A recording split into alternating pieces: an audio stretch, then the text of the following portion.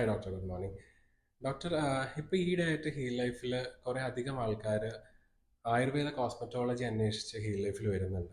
അപ്പോൾ എന്താണ് ആൾക്കാർ അങ്ങനെ അധികം ഓപ്റ്റ് ചെയ്യാനുള്ള കാരണം? ഓക്കെ. ആയുർവേദിക് കോസ്മെറ്റോളജി എന്ന് പറയുന്നത് കൂടുതലും നമ്മൾ ഹെയർ ട്രീറ്റ്മെൻറ്റ്സ്, ഫേസ് ട്രീറ്റ്മെൻറ്റ്സ് ഇതൊക്കെയാണ് കൂടുതലും കോസ്മെറ്റോളജിയിൽ വരുന്നത്. ആയുർവേദിക് കോസ്മെറ്റോളജി കൃത്യമായി എല്ലാ ട്രീറ്റ്മെൻറ്റ്സും ആയുർവേദിക് വേ ഓഫ് ട്രീറ്റ്മെൻറ്റ്സ് ആണ്. അതിൽ ഒരു കെമിക്കൽസോ അല്ലെങ്കിൽ ഹാംഫുൾ ആയിട്ട് ഒരു ഇൻഗ്രീഡിയൻസും ആഡ് ചെയ്യാതെ ഉണ്ടാക്കിയ സാധനങ്ങൾ കൊണ്ടാണ് നമ്മളിത് ട്രീറ്റ് ചെയ്യുന്നത്. അപ്പോൾ കൂടുതൽ ആൾക്കാർ ആയുർവേദിക് കോസ്മെറ്റോളജിയിലേക്ക് വരാൻ കാരണം തന്നെ സൈഡ് എഫക്റ്റ് ഇല്ലാതെ നമുക്ക് ട്രീറ്റ് ചെയ്യാൻ പറ്റും സർട്ടൻ ഡിസീസസ് എന്ന് വിചാരിച്ചിട്ടാണ് വരുന്നത്.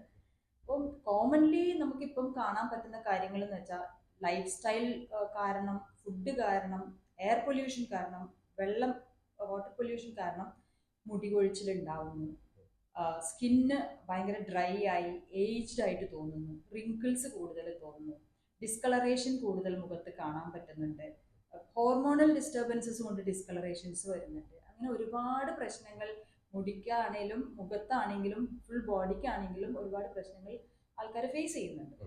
അപ്പൊ ഇതിനൊക്കെ നമ്മൾ വേറെ സിസ്റ്റമിൽ പോകുമ്പോൾ അധികം സ്റ്റിറോയിഡ്സ് ഉപയോഗിക്കേണ്ടി വരുന്നുണ്ട്, അല്ലെങ്കിൽ അല്ലെങ്കിൽ ഭയങ്കര ഹാഷായിട്ട് ക്രീംസ് ഉപയോഗിക്കാനായിരിക്കും പറയുക സാധാരണ ഡോക്ടേഴ്സ്.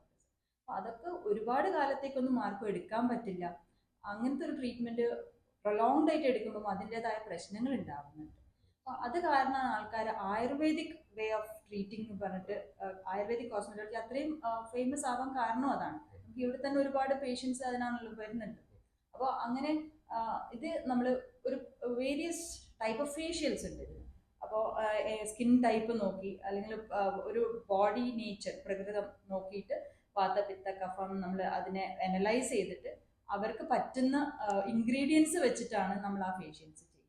സെയിം ടൈപ്പ് അതേപോലെ തന്നെയാണ് ഹെയർ ട്രീറ്റ്മെന്റ്സും. നമ്മൾ എന്താണ് ഹെയറിൽ പ്രശ്നങ്ങൾ, സ്കാൽപ്പിൽ എന്താണ് പ്രശ്നം, അല്ലെങ്കിൽ ഹെയറിന്റെ സ്ട്രാൻഡ്സിന് ഓരോരോ സ്ട്രാൻഡ്സിനനുസരിച്ചിട്ട് ചിലപ്പം അത് ഭയങ്കര ഡ്രൈ സ്ട്രാൻഡ്സ് ആയിരിക്കും. അപ്പോൾ അതിനനുസരിച്ചിട്ട് ട്രീറ്റ്മെന്റ്, അപ്പോൾ various treatments we have here.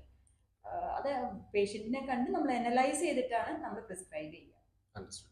Thank you.